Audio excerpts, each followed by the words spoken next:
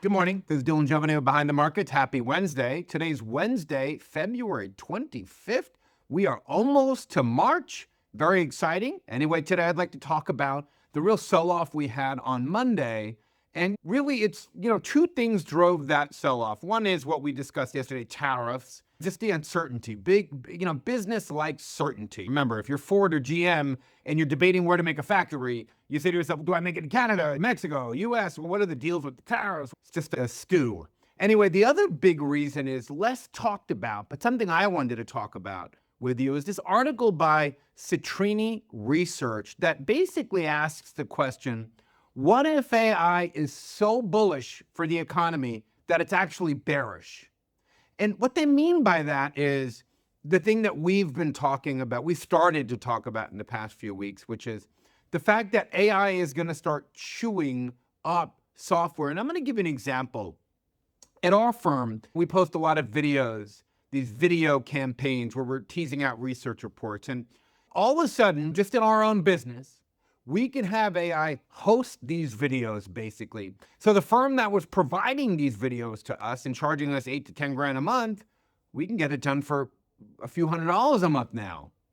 We can get data analytics. We used to have to pay a lot for that. Now we're starting to move towards getting it done through an AI platform.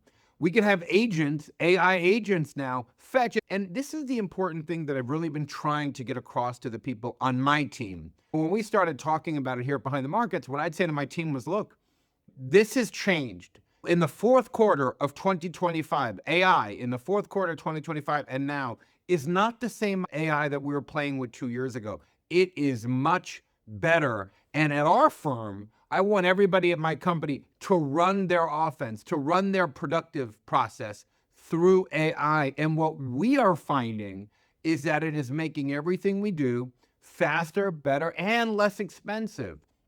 So the point is, there are plenty of other businesses like me.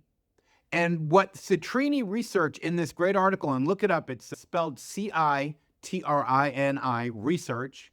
And the article title is called The 2028 Global Intelligence Crisis. And it's a thought exercise in financial history from the future. What they postulate is, what if AI is so good for the economy that it's actually bad? So we're running everything through AI. It's going to influence a lot of things in the future, from our new website to product development to all these things. And what does it mean for the companies that exist right now that are actually making money and employing people that sell these things? What does it mean for the company that sold us that video software that was paying for their employees to do that?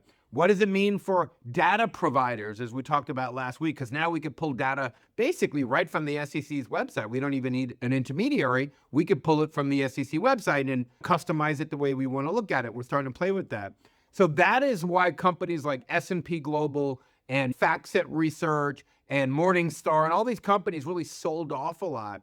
That's why IBM was down. Huge, has not gotten hit that bad since the dot-com bubble. So basically what you're seeing is this ripple effect going through financial data providers. You see a ripple effect starting to hit basically IBM, Datadog, CrowdStrike, Scalar. Basically what's happening is, as these AI platforms add new agents, if those new agents can basically do what a big company like IBM could do, or a software protection firm, a virus protection firm could do, a security firm, or what data could do, what S&P can do, what happens to those companies? You know, what happens, as we talked about here a couple of weeks ago, you can say that it's so bullish, it is so helpful to our business that it is going to put other businesses out of work.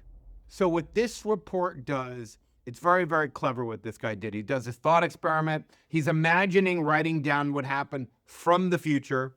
And basically he says, it's an amazing thing that, unemployment in 2 years is at 10.2%. The S&P is down 30%, basically because AI was so good, but it took wealth from all these other industries and it pushed it into a handful of companies. So it was terrible for the entire United States because we have intelligence on demand for the first time in human history. But all that wealth shifted into the hands of a few players. And you know what? That won't be good. So this is actually finally the promise of AI is actually starting to come about. And those of you who watch this, who own businesses, who are members, small businesses like me, whether it's a car dealership, insurance company, whatever it is. I know lots of our money management firm. We have a lot of people who watch this that run money management firms, family offices, whatever it is. If you think AI is not going to help your business, if you're not running your entire operation through AI, I think you're missing an opportunity, a big opportunity here. And it is not the same that it was in 2022, 23, 24, even 25. At the very end of 2025, AI had a big bang. And apparently, every business in the world that does software is at risk because small companies like mine are starting to replace all these expensive software packages with AI, with Claude, with Gemini, with ChatGPT.